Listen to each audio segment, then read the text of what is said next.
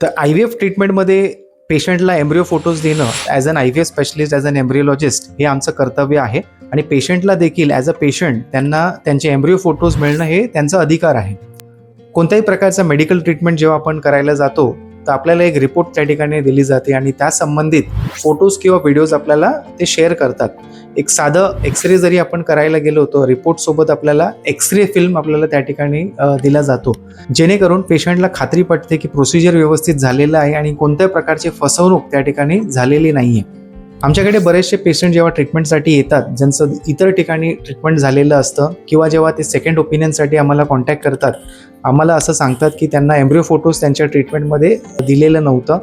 त्यांना फक्त पिकअपच्या दिवशी किती अंडे मिळाले आहेत ते फक्त वर्बली सांगितलं गेलं होतं आणि डिरेक्टली त्यांना एम्ब्रिओ ट्रान्सफरच्या दिवशी बोलावलं जातं आणि त्यांना फक्त वर्बली सांगितलं जातं की किती एम्ब्रिओज त्यांचे तयार झालेले आहेत आणि किती एम्ब्रिओज ते ट्रान्सफर करत आहेत. एम्ब्रिओ फोटोज त्यांना देत नाहीत.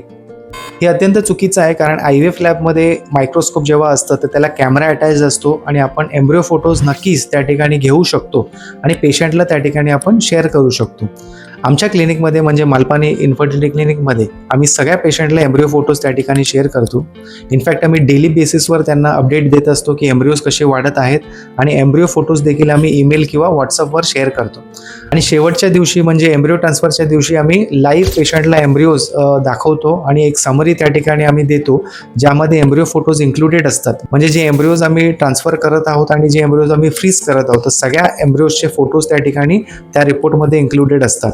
आणि जेव्हा आपण एम्ब्रिओ फोटोज पेशंटला देतो तर पेशंटला देखील खात्री पटते आणि एक शाश्वती त्या ठिकाणी त्यांना मिळतो की प्रोसिजर त्या ठिकाणी व्यवस्थित झालेलं आहे आणि एक चांगल्या माइंडसेटमध्ये असतात, ते पॉझिटिव्ह फ्रेम ऑफ माइंडमध्ये असतात आणि कॉन्फिडेंट असतात आणि त्याचं रिझल्टमध्ये देखील रूपांतर आपल्याला झालेलं त्या ठिकाणी दिसतो आणि चांगला रिझल्ट आपल्याला त्या ठिकाणी मिळतो. तुमचे काही क्वेरीज असतील तर आम्हाला नक्कीच तुम्ही कॉन्टॅक्ट करू शकता. तर कॉन्टॅक्ट डिटेल्स तुम्हाला डिस्क्रिप्शनमध्ये दिलेली आहेत. धन्यवाद.